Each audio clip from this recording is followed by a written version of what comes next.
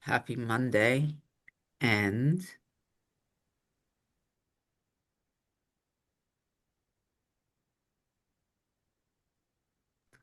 no idea. I just muted myself and continued to talk, and I literally heard like I actively muted myself, which is a very interesting thing. I I am inspired to invite you all into a direct experience. Oh, there's tears. I I opened the book at random to get to this section, yeah, and I sat with it whatever day Amy and I talked about it. I don't, days are weird after Thursday. And I realized that we've done this section at least once before, not that it matters. I asked over the last couple of days why. I love that, like if I'm opening a book at random, let's let go of assuming we know why. There was a part of my mind going, I can't do the same thing twice, which just made me laugh because I know the truth is contained within every sentence in the Course of Miracles. And even if there's 1,000 pages, if you just sink into one page, it'll be enough. So, um, I walked around with a little bit this weekend. Woke up very, very, very early this morning. I want to tell you that I took a walk at 4 o'clock this morning with the guides. Then from 5 to 6, I did a dyad, which was an extraordinary experience. Then from 6 to about 7:30, quarter to 8, I sat with this teaching, with A Course in Miracles, with the desire to know what is here for us. And I wrote something out that is not just on this section. So forgive me right now, but I'm not really apologizing. I literally had a direct download that came from a lot of different places. And I'm going to read to you the the teachings and then play a song. And I also want to say that this teach and then maybe Cindy's going to say some more. I don't even know anymore, but I will be able to also tell you that this subject that is being highlighted in what was given for us to share today will be continued in a very clear way with the guides at 3 o'clock this afternoon, which sort of kind of doesn't even surprise me anymore. So I'm going to just read what got written through these hands. And I invite you to take a breath and to receive it and to say yes to a direct experience that is outside of your current experience of the world. I also want to invite you, because this is what the guides did at the end of this thing we're going to listen to, is there a person or a circumstance or a situation in your world right now that you are refusing to take responsibility for energetically? And I want to say that, like, there's only one mind. There's only one mind, right? There's only one mind, only one heart. The ego projects out into the world what it doesn't want you to hold in the God consciousness, right? And that's the experience I've been having for the last couple hours, insisting that there's only one and bringing these stories inside and feeling like two very powerful magnets, the north side of two very powerful magnets are like there's an intention to try to touch each other, but that's just literally the ego continually attempting to push out push out into the world what it doesn't want this system to take full responsibility for, because it's in the understanding of only one mind and holding it from that perspective that something could change. So if you just allow whatever it is in your world, I can tell you right now, it wasn't there when all this started, but my father almost passed out yesterday, and my sister doesn't want them going to her son's wedding in Chicago, and she thinks either me or my other sister should tell them. That's a really worldly kind of interesting circumstance. So I'm gonna kind of hold it in this space and ask for what's really going on, right? So here are the words. Love is not an illusion, it is a fact. Love, which created me, is what I am, which is workbook lesson 228, right? I am that love. The symbol of love is without meaning if love is everything. Like, we don't need symbols to just be. There was a pointing, for those of us doing inner Ramana, that the enlightened being is the moment. There's no conversation, there's no symbol, there's just the flow. So if love is everything, the symbols of love, the you are my love and you are not symbols, they don't have any meaning. This particular section of the course talks about hatred a lot. And there was a part of my mind, and it was the last time we were here too, that realizes that with all in the entire course, and I think the last time I did this, I asked Amy to look into this, but I did a look in the course, and then I looked in the Bible. There's no quote unquote hatred is dot dot dot. There's just this assumption that you know what hatred is. So I sat with spirit, and it was given, makes sense. A working definition of hatred is simply an intense opposition, a strong resistance, pulling the emotion out of it.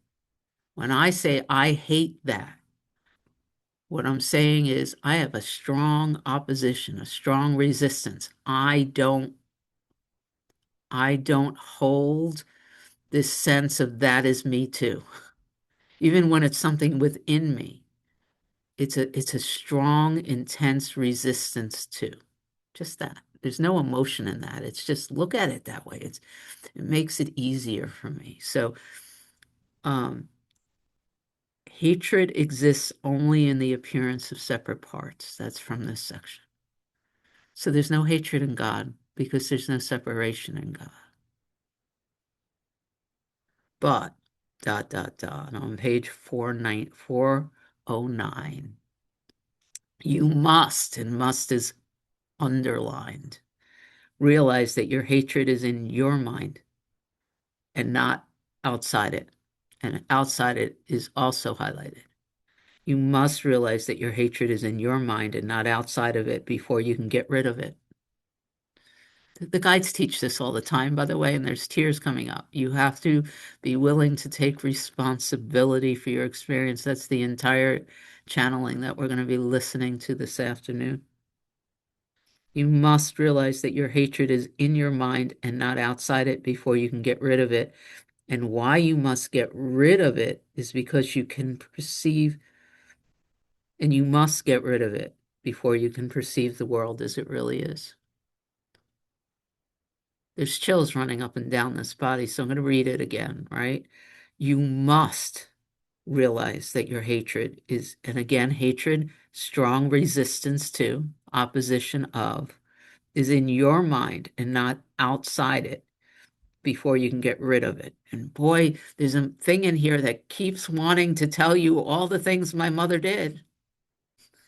But that comes from this projection out into a world.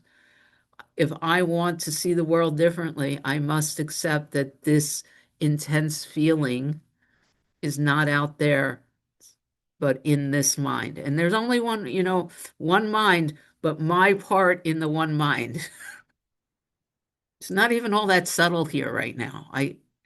You must realize that your hatred is in your mind and not outside it before you can get rid of it. And And why you must get rid of it before, and you, oh, that word doesn't belong there. That's why. And you must get rid of it before you can perceive the world as it really is. And back to this section, if you seek love outside of yourself, this is the same teaching. If you seek love outside yourself, you can be certain that you perceive hatred, i.e., intense opposition within, and you are afraid of it.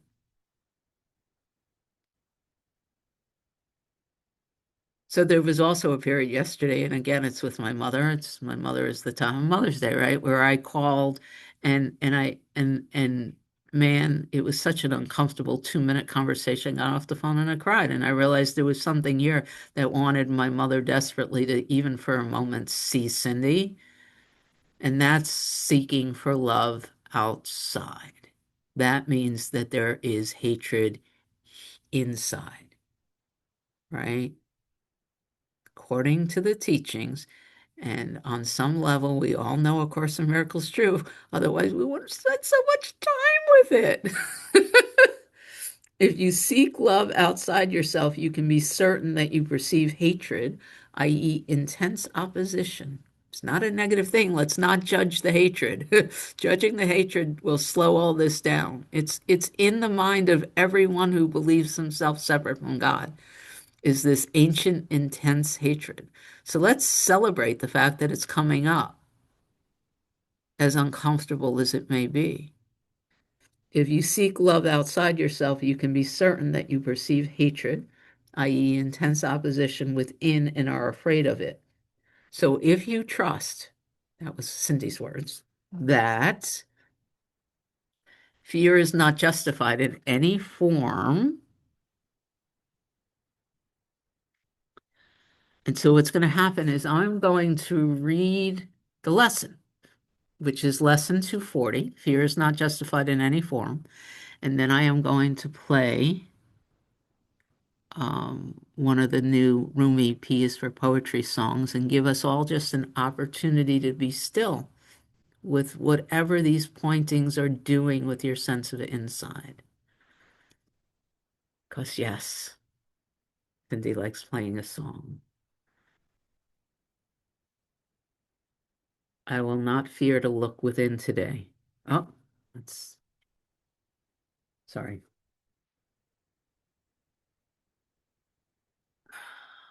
Hold on. Fear is not justified in any form. It's lesson 309, not 240 on my page, that I'm going to read. And that's what I'm inviting us all to do during this Rumi, is to allow ourselves to see inside. I will not fear to look within today. Within me is eternal innocence, because it is God's will that it be there forever and ever. I, his child, whose will is limitless as is its own, can will no change in this. For to deny my Creator's will is to deny my own. To look within is but to find my will as God created it and as it is. I fear to look within because I think I made another will which is not true and made it real. Yet it has no effects. Within me is the holiness of God. Within me is the memory of it. God is. The step I take today, my Creator, is my sure release from idle dreams of sin. Your altar stands serene and undefiled. It is the holy altar to myself, and there I find my true identity. I will not fear to look within today.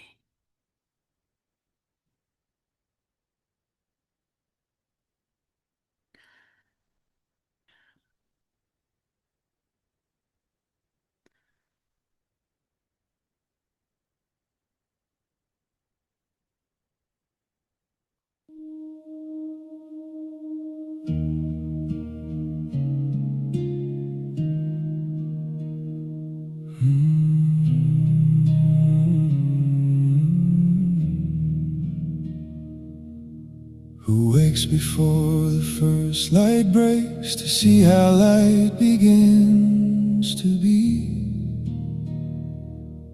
Who finds the world in spinning dust and calls it mystery?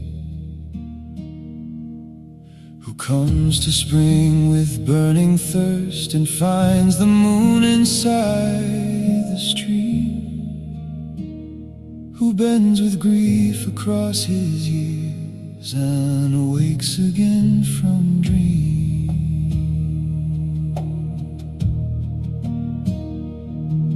Who lowers down an empty well and brings a river to his hands?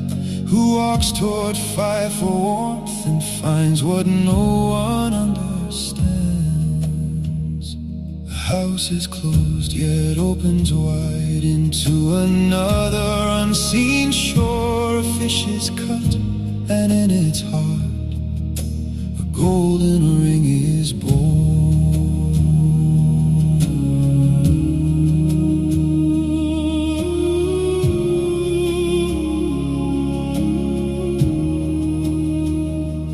One who comes to take a life leaves carried in a flood of grace. The hunter chasing fleeting form arrives in every place. An oyster opens to a drop, a pearl is born from empty night. A wanderer among ruins finds a hidden world of light. But do not do not wear borrowed skies. Unfold the myth that breathes in you, the truth that never lies. We have already opened you, no need to search outside. Step into what is burning now. Let all explanations die.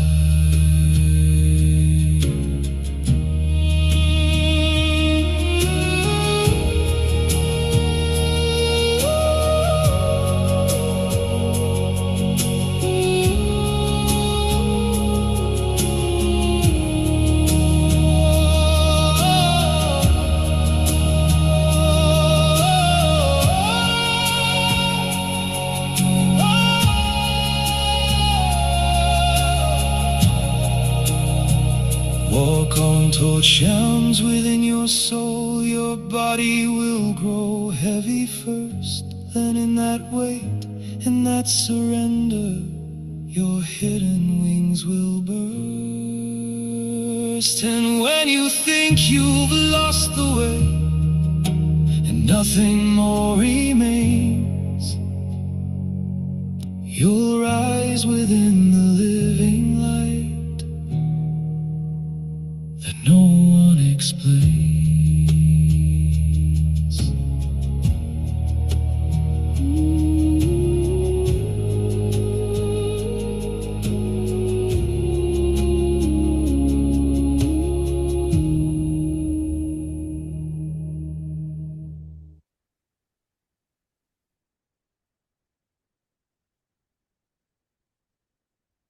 The only thing else I will to say right now is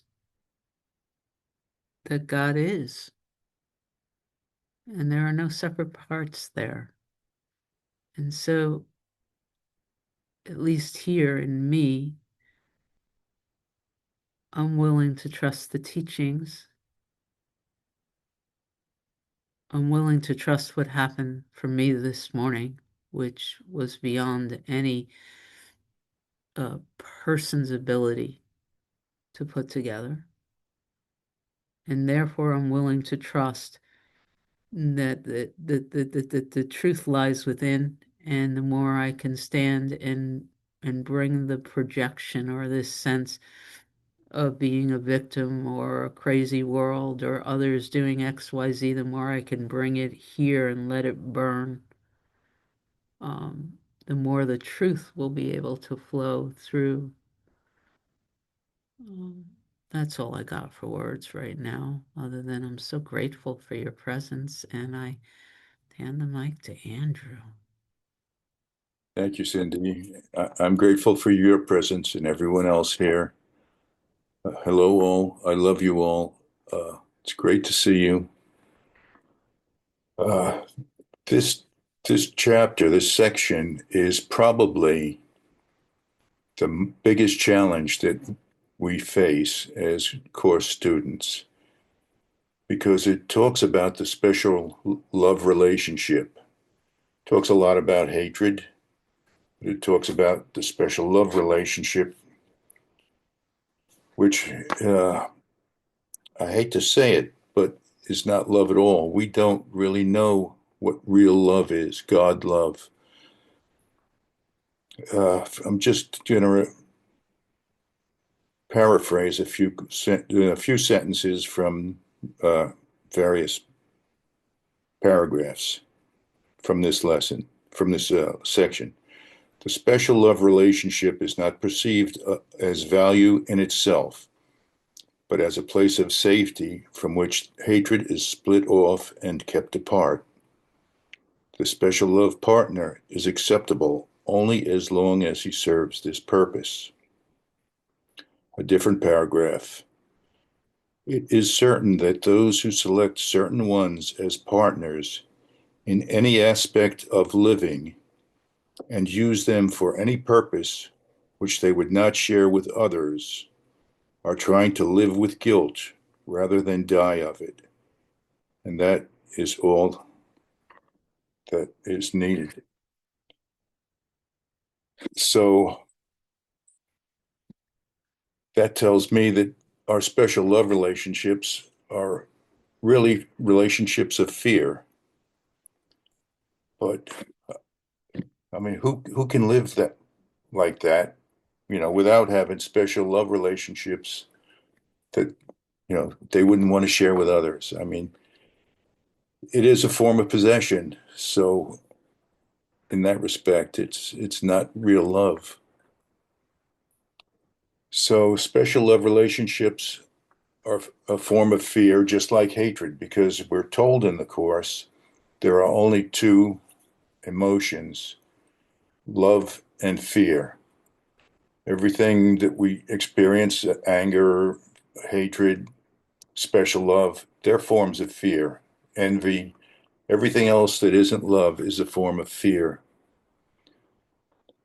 So that's why this is so challenging. And you hit the nail on the head when you said trust, Cyndi, because how do we overcome this? How do we live in the world and not have special relationships, or at least people who we interact with? It's tough, but what I think we should do, how we can best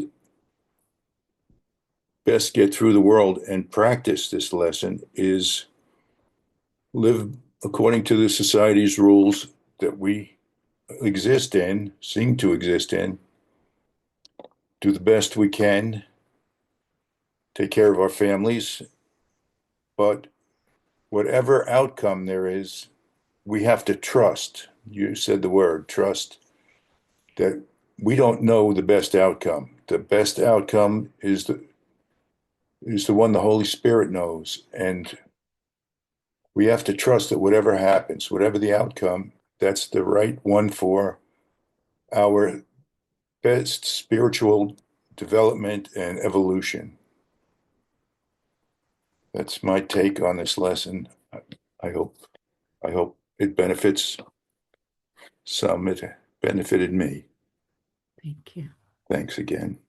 In the channeling we're going to listen to this afternoon, the guides talk about using every relationship as an opportunity and also in taking responsibility. They said if you don't pay your bills, you will now be learning through debt, and if you ignore the signs of infidelity in your partner, you will be learning through the consequences of that. But every interaction, every exchange can be useful and can be chosen to be used um, to rise. And I don't remember their words after that, but all of that came to mind, Andrew, as I was listening to your share. Thank you for being here. Thank you, Rana, for being here.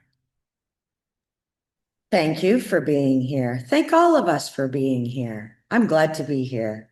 Grateful to be here. Hi, everyone. I appreciate what was said by Andrew. This is very difficult for me to follow, as I'm reading it. The mind is going, okay, they're talking about this and fitting, and all figuring it out. So as I was reading through it, I just dropped that. The first most curious thing that happened was that I opened this 1,500-page book to this section. That was cool. I was like, well, you're meant to read this, aren't you, today?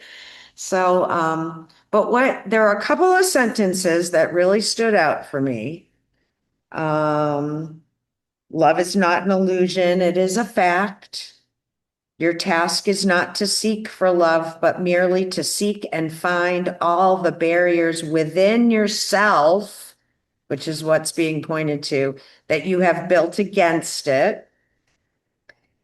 There's the other one. Oh, it was the last sentence, actually. There is no veil the love of God in us together cannot lift. And what I noticed through this entire section was how many times the word bridge was used. It spoke of the bridge to knowledge, the bridge provided by the Holy Spirit, the bridge to seek God. We're in chapter 16 in the Purple Book. And then right now I'm on 535, but that's the last page. But yeah, this bridge, right? It brings me right back to the holy instant. It brings me back to the willingness when I am seeing something. I guess even grievances can be equated with help. You can't have a little grievance, I guess, right? Because there are judgments there of a seeming other. And but the bridge is such a great metaphor for me because the bridge occurs when I'm willing to pause. Like as soon as I have that willingness, even though my head is going crazy and thinks it needs to fix something in the world, that just nanosecond of willingness to pause, something else can occur. And usually what that is deflation of ego immediately, and then the element of trust. Do I trust the truth is true? Is there really nothing to fear? And the thought about special relationships in terms of love and protection, that stood out very much to me today. I have what I could call a few special relationships that just ding, right? My husband. There's something in the world that makes me feel very secure about having Dave Marren around. you know, there's an element of security and protection there that I cannot deny. And then I turn to my children, right? There's a belief here in the world that a mother is to protect her children. Well, I believe the ego here has been doing some overprotection. And so is that really love that I'm extending, or is it fear?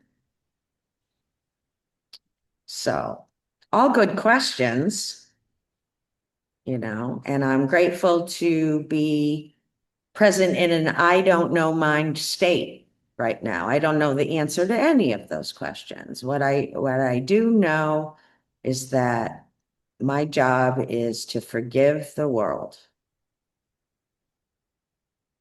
and I don't have to understand any of this. The more I just suit up and show up, it's becoming part of my being. There were things that when I first started showing up here, I didn't comprehend or grasp at all. And so I know that if I just keep being willing to read and to do it, that it will become clearer for whatever this one needs to move through the day. So thank you. Thank you.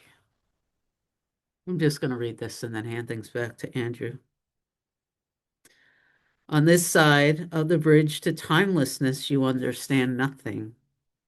But as you step lightly across it, upheld by timelessness, you are directed straight to the heart of knowledge. At its center, and only there, you are safe forever, because you are complete forever. There is no veil the love of God in us together cannot lift. The way to truth is open.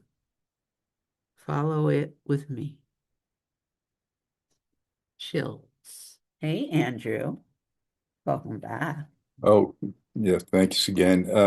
Just a short comment. And what you read sort of adds to it. Uh, we don't know what love is, but once we achieve knowledge across the bridge, we will. And but what can we think of love now while we're on this side of the bridge? It must be total. We have to love everyone equally and all things equally. Even Jesus in the Bible, I don't know if it was the Sermon on the Mount or somewhere, he said, love your brother as yourself, love even your enemy. So that is the type of love that is of God. That's probably the love that Jesus had. He loved his tormentors when he was being crucified. He just total love. That's the difference from God's love and special love, which is fear. That that's my take on it. Thank you. Thank you.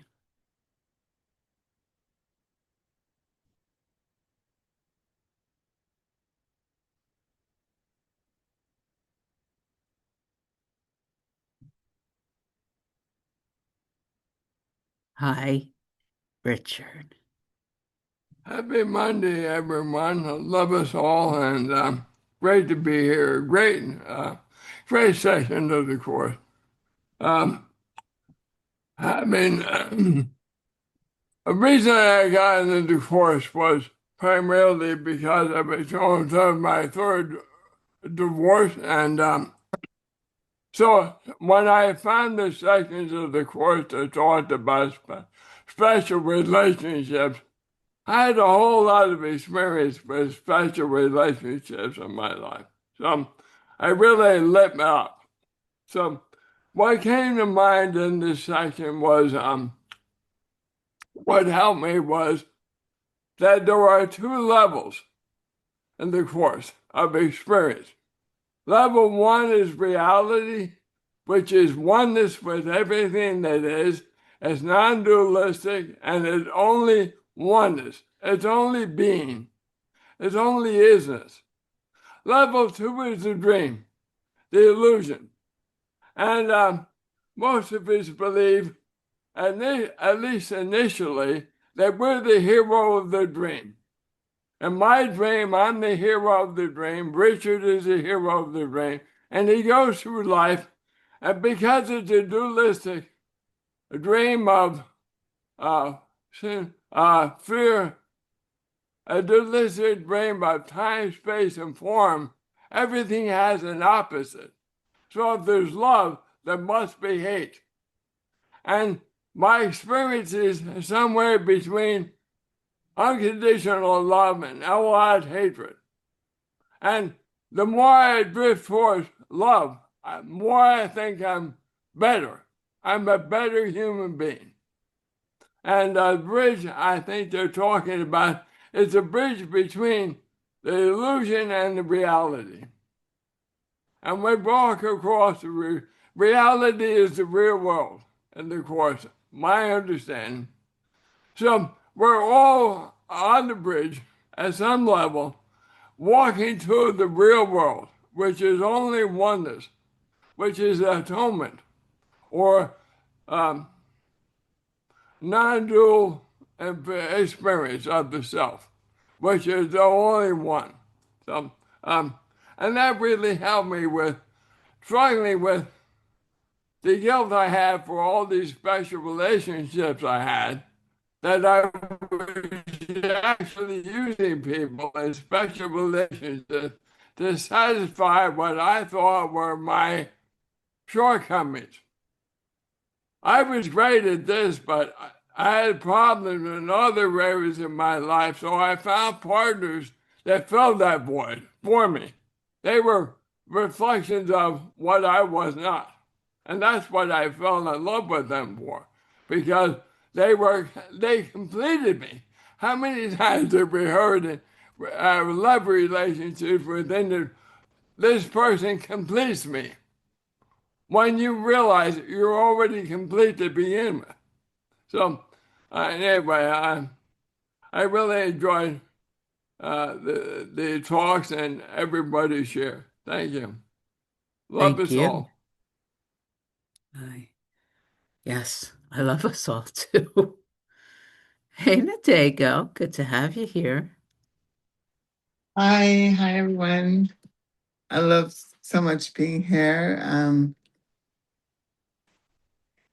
And I just, for me, I love just getting quiet. That's what I love so much. And I love also being in irritation. I love it because I know that it's here for me. So I love it. Let it all come. Let all the crap come. It's here for me. Bring it in. Love it because it's here for me.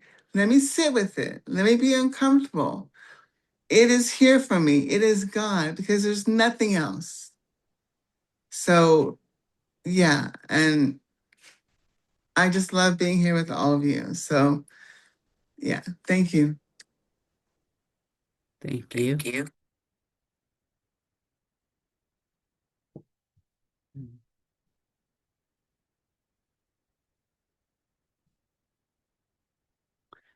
Amy, good to I be here know. with you. Good to be here. This is a really good morning, all, and so much love.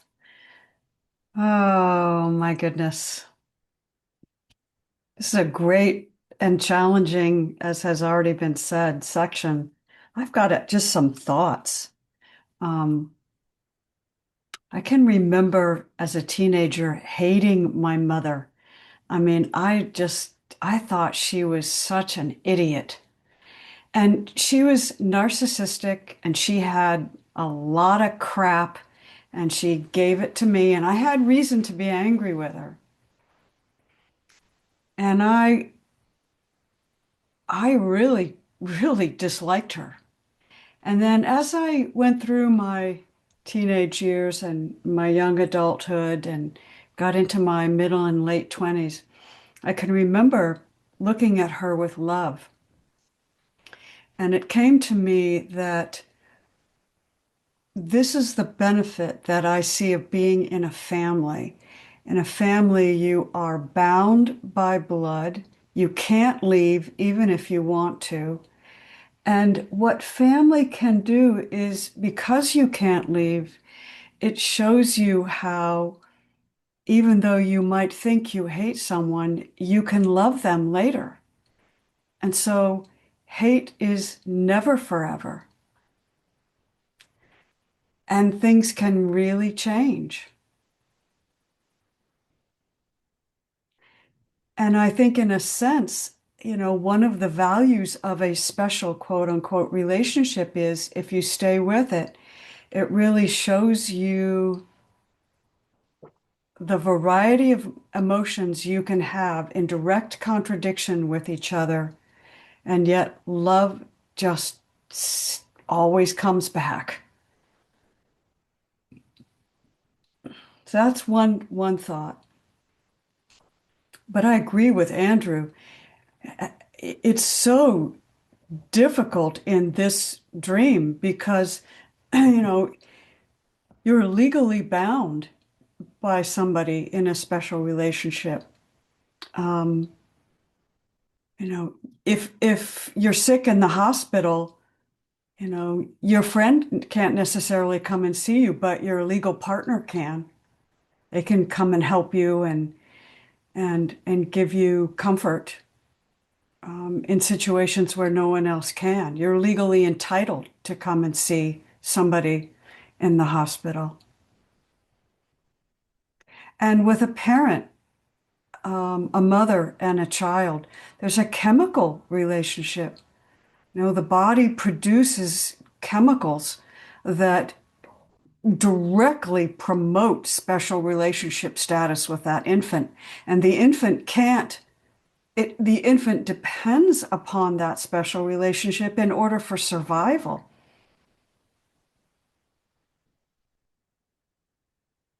So there are all kinds of ways that I'm thinking about this. It's a very mature lesson.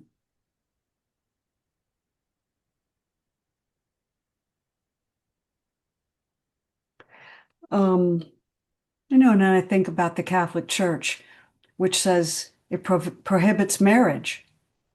And ostensibly, that is to prevent special relationships from getting in the way of the spiritual leadership. And yet it hasn't really worked, has it? It's not really done what it was supposed to do. So I almost think that even in the dream, we can seek out special relationships and still have learning from them about what love really is. You know, Kenneth Wapnick was married. Helen was married. Rupert Spira, who I think is a fairly mature spiritual person, just got married for the third time, and I know he's got a special relationship. Atmananda was married, wasn't he married? And loved his grandkids. It's really, the special relationship can be its own teaching device. And I guess I'll just leave it there.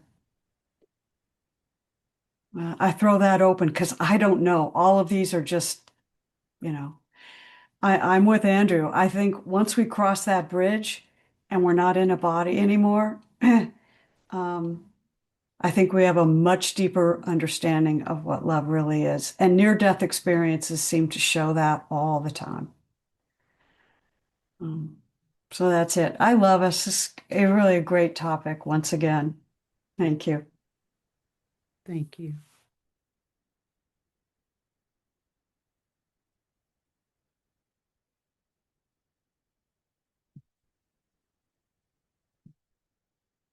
One of the most quoted paragraphs in the course is in this section. Rona pointed to it, but while I'm waiting for the next hand, I'll read it. Your task is not to seek for love, but merely to seek and find all the barriers within yourself that you have built against it. It is not necessary to seek for what is true, but it is necessary to seek for what is false. Every illusion is one of fear, whatever form it takes. And the attempt to escape from one illusion into another must fail. If you seek love outside yourself, you can be certain that you perceive hatred within and are afraid of it. Yet peace will never come from the illusion of love, but only from its reality.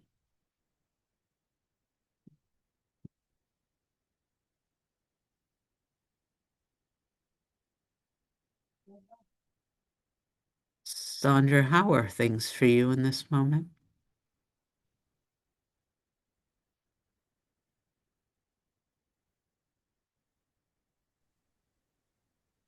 Good morning.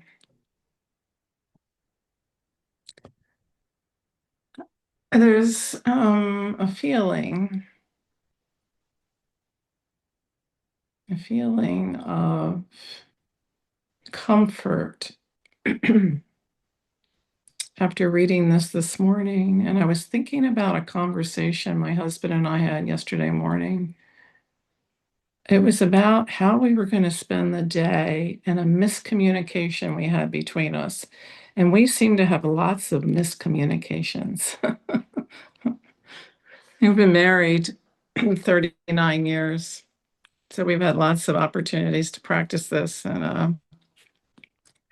And a fundamental difference, because the conversation was very loving and very accepting of each other, we discovered a fundamental difference and it was honest. It wasn't like trying to make the other person feel good or anything like that. It was just an honest conversation.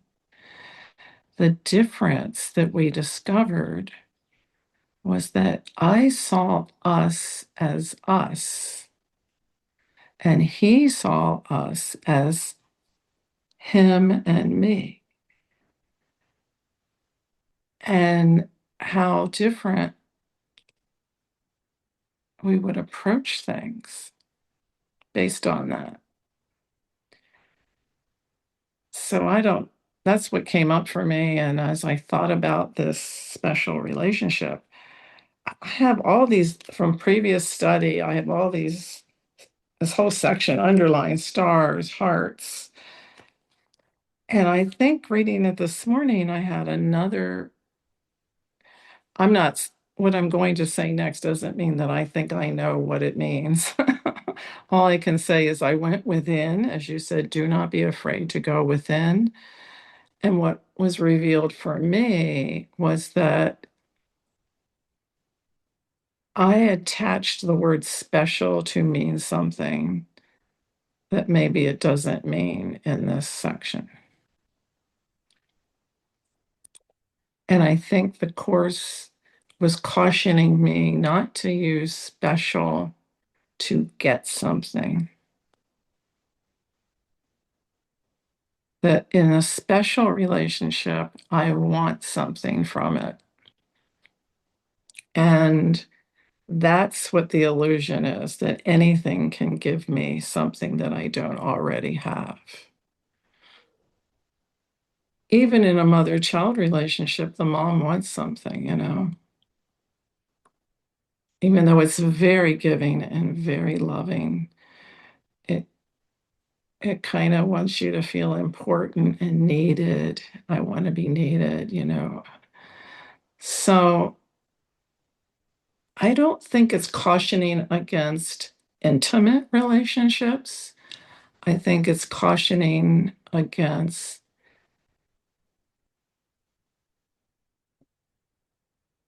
thinking that any of these relationships can provide you with something that's other than what you already have. And when you go inward and you find that, yeah, I don't really find it. When I rest in it, when I abide there, the love I feel for the intimate relationships I have, I also feel for you. And I think that's the difference from what I feel right now in this moment. I might feel something. What's so amazing is that doesn't matter how many times I read these pages, there's always something else to be revealed. It says a special relationship of any kind would hinder God's completion. Can they have any value to you? I don't think it's saying not to have intimate relationships. I think it's saying don't think anybody can give you more than what God already has given you. And when that neediness is dissipated, let go of, everything becomes easier. Everything becomes, wow, I already have everything. And now I don't need you. It doesn't mean I can't love you. And I don't need to you. Speaking of me and my husband, Danny, I call him Danny. Everybody else calls him Dan. You know, that's special. I call him Danny. um, I don't really need a certain kind of communication. I don't need that at all, you know? So I have no idea why you asked me what I was thinking, but that's what came out. And specialness, it does feel, I mean, it feels special when we go into an open door and there you are, my special friends. But it's not the definition that they're talking about here. You know, so I think that word being defined really helps me to understand it better. What I get here is an intimacy of shared love and shared desire to know ourselves as we truly are. And we get to have that here, and that feels unique. And unique is okay because I'm not trying to get anything from any of you. I'm just trying to be here and be myself. And I don't expect you to make me feel like I'm a better whatever. So, okay. I think that's all I have for now. Thank you for listening. Thank you for sharing. I've noticed John's in the house, and John doesn't get to hang out with us as much this time of the year. So I, for one, would love to hear your voice, sir. Well, here it is, Cyndi.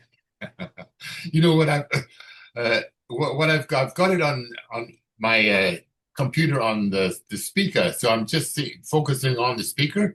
But I'm just realizing, you know, what an incredible privilege it is to be sitting in on, you know, on this message coming through these messengers.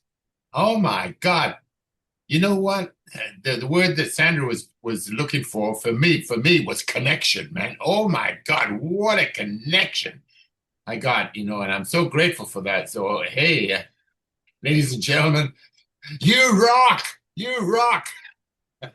Happy Monday. Happy Monday.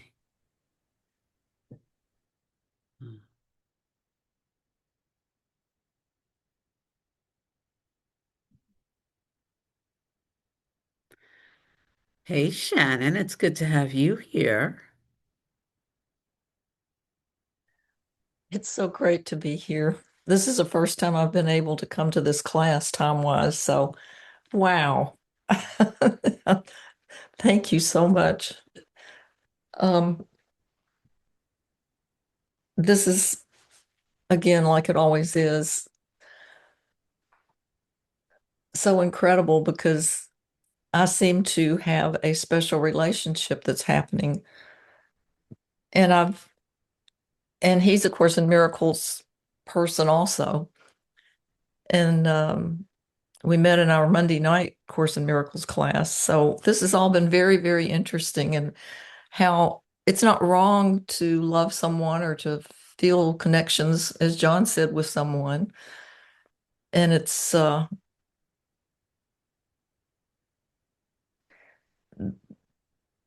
it's made it clear how much you can love everything as much as you can have that connection with some people, not to have that it just ups the level of how much you can care for everyone, I guess is what I'm trying to say, that we are one. But this has just been phenomenal. So I can't thank you enough. It's just another, you know, my husband died 15 months ago, and that's the last thing I was ever thinking about or doing. And He's so kind and so spiritual and so loving and so complimentary. There are just so many things that are a connection that you don't feel with everyone, which I would love to feel with everyone. And I do with all of you. I'm so thankful for this. I'm so thankful for Cyndi for you putting this all together. I followed you for years, so this is uh this is great. So I appreciate it, and thanks for calling on me. I'm a happy camper. I'm glad you're happy. I want to say something that's coming up as I'm listening to you. Mhm. How do I want to put this? My sense is, Amy and I were talking this weekend, and she said, we're supposed to learn. I don't remember exactly what she said, but here's where I am with all of this, is that our relationships are not a problem, and they're all unique, and the Course calls them special. There are opportunities for learning and appreciating and loving and living, and they also reveal to us things that are held within us that we wouldn't see unless we saw them reflected in a particular other. It's And so, this idea that the Course is asking us to get rid of special relationships, I think is incorrect. My sense, anyway. Instead, I'm going to go back to the guides, and the guides say use everything as an opportunity to experience life to the fullest. wow. And these beings that show up in our lives, every single interaction is an opportunity to either just fully, purely express the truth of who we are, or to highlight like a kink in the hose. And these quote unquote special relationships give us beautiful opportunities to highlight kinks in the hose, right? So they're here. And as long as we're in separate bodies, we're going to have relationships. So, um, any part of the mind that feels guilty about having a specific other, a partner or whatever, I would smile and laugh at that. I don't know. Cute. Yeah. Hey, Richard. I think the course teaches don't get rid of special relationships, transform them into holy relationships where you are recognize what you are in truth and what they are in truth, and you join together in love. Um, it's not about getting rid of special relationships. It's about how do you convert a special relationship to a holy relationship, which is the true expression of love that you are as a capital S self. So that's my understanding of it. Beautiful. Thank you. And Elizabeth, it looks like you're going to have oh, what happened to your hand, Elizabeth? Elizabeth, then Andrew. Do I have to? You'll have to unmute. There you go. Is it me, Elizabeth? Yes, you, Yes, Elizabeth. okay. All right. I didn't really intend, I don't know how that happened, but I just want to say that this has been an absolutely wonderful, heart-touching, um, spirit-touching encounter this morning. I'm so grateful to be here. I don't get to be here often just because of the timing for me, because I'm on the West Coast. Um, but I absolutely thoroughly enjoy being here when I can get here. And I'm so grateful for all the sharing that happens. It just touches me and really sets me on a good path for the day. So I thank you all for being here, for the contributions, um, and just for the love. I thank you. So grateful. Richard calls it a love fest. Yes, a love fest. That's a very good title. I agree. Thank you. Thank you, Elizabeth. And Andrew. Okay, we're over time already, but You read this a few minutes ago, Cyndi. Every illusion is one of fear, whatever form it takes. So as long as we're in this illusion, we're living in fear.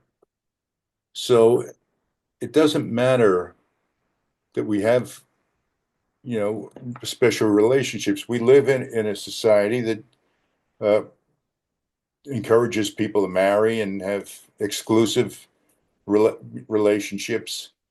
But, primitive people thousands and thousands of years ago, they may not have, and there's nothing wrong with that. If you look at the way, if you study gorillas, they live in these huge packs, and there's the dominant male has all the females. It doesn't matter. There's no right and wrong in this illusion. And that's what we need to remember. There's no right and wrong. There's just truth and illusion. Yep. There you go. Truth or illusion. What a great way to end our hour. Let me stop the recording.